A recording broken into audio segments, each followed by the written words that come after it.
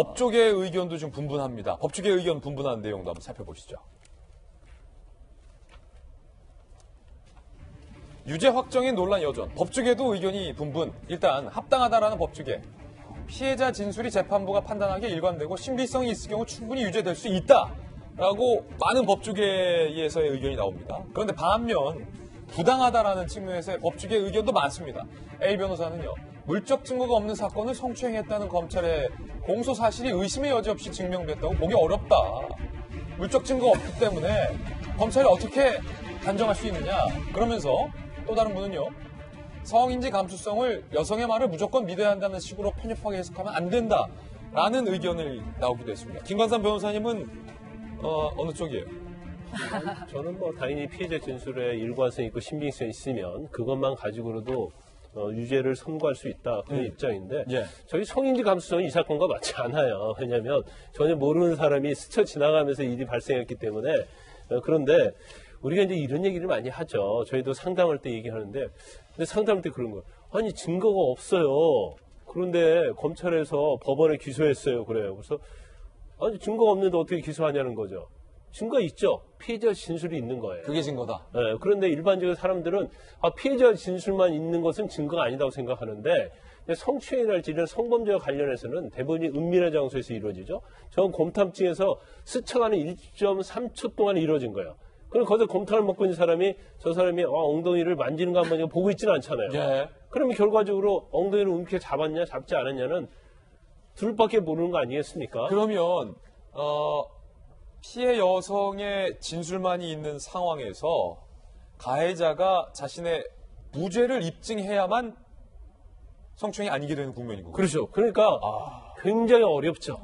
피해자가 여성의 진술이 있다면 그렇죠. 일단 가해자가 나의 무죄를 입증을 해야 된다. 그래서 이제 이런 불만 섞인 소리도 나와요. 아니, 성범죄는 유죄 추정 원칙이 아니냐. 유죄 추정의 원칙이 그런데 아니라 성범죄의 특성이 그럴 수밖에 없다고 보이고요. 어쩔 수 없다. 네, 저는 이제 이 사건이 처음에 1심서 청와대에 청원했잖아요. 거기에 대해서 부인이 청원을 했는데 33만 명이 동의했단 말이에요. 그건 저는 개인적으로 이제 법조인으로서 봤을 때 저는 유죄 나올 것이고 항소심 대법원 마찬가지다 그런 생각을 하죠.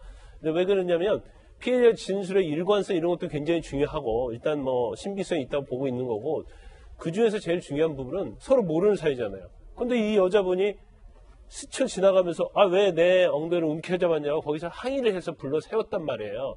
그럼 전혀 그런 행위가 없었음에도 불구하고 모르는 사람한테 그렇게 할 이유는 없다는 거죠. 그렇군요. 근데 결과적으로 피고인 진술보다는 피해자 진술 자체가 신빙성이 있을 뿐만 아니라 허위로 할 가능성이 없기 때문에 피해자 진술 가지고 유죄가 인정이 되는 경우가 굉장히 또 많습니다. 그럼에도 불구하고 이 누리꾼들 사이에서도 논란이 일고 있습니다.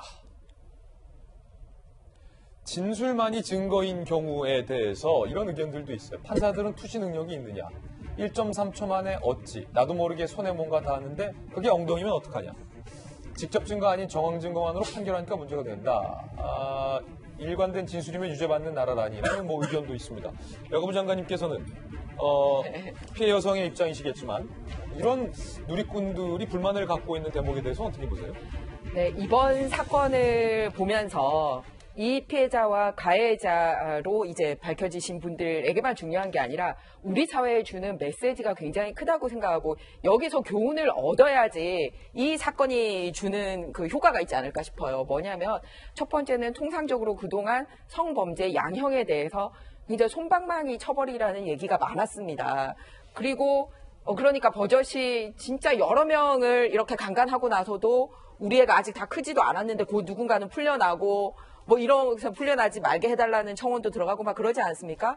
그래서 그렇게 막 여러 명을 강간하고 살인하고 한 놈들에 대해서는 관대하게 하고 또 이번에는 성추행으로 인정한다 하더라도 그동안의 양형에 비해서는 좀 과하게 하고 그러면은 이걸로 인해서 이렇게 오락가락 하면 되겠느냐. 그래서 판결의 문제에 있어서 뭔가 명확하게 보여줌으로써 가야지. 그러지 않으면은 이런 작은 거를 가지고 작은 거가 제가 말하는 상대적으로 강간보다는 작은 거라는 의미입니다. 그걸 가지고 평소 강간에 내리던 중도로 이렇게 함으로써 이런 문제를 가지고 오히려 법원이 양성 갈등을 부추기는 거 아닌가.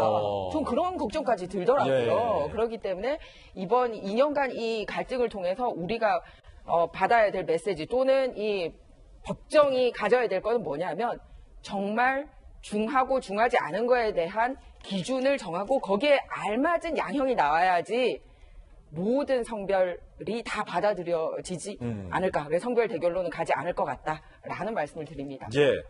그러니까 김영주 의원님 일단은 그런 어떤 시비가 될 상황을 조금이라도 만들지 않고 예방하는 것이 일단은 유일하게 논란을 피할 수 있는 방법이겠군요. 현재로서는.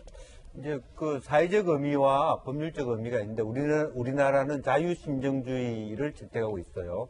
말하자면 증거주의가 아니라 심정주의. 그런 말하면 판사가 여러 가지 상황을 판단하에서 재판할 수 있는 주의이기 때문에 증거주의를 뛰어넘습니다. 그렇기 때문에 판사께서 판단이 예를 들어 명확한 정황 증거가 없다 하더라도 전체를 종합해 봤을 때 말하자면 이것이 유죄가 된다라고 한 부분은 의미가 있고 그렇기 때문에 너무 우리나라의 판결의 권위가 흔들리고 있는 부분에 대해서 저것까지 논란하는 것은 한계가 있다는 거고 두 번째는 사회적 의미입니다. 실제적으로 여러 가지 통상적으로 그동안의 남성주의 사회에서 지나갈 수 있었던 여러 가지 어떤 성적인 어떤 그 말하자면 뭐 만진다든지 서치한다든지 이런 것을 사회적으로 좀 단죄를 하고 법률적 여러 가지 판단을 중심으로 해서 그런 데 대한 함의도 저는 가진다고 보여지는 거예요. 예. 그렇기 때문에 앞으로 더 남성 사회에서 그 어깨만 스쳤다 대충 스치고 지나가면 그런 것은 봐줄 수 있다라고 하는 부분에 대해서도 단죄를 내렸다라고 볼 수 있기 때문에 조금 경종을 울려야 된다. 증거가 있다 없다 가지고 논란할 건 아니다. 저는 그렇게 봅니다. 예. 자, 곰탕집 소식 전해드렸습니다.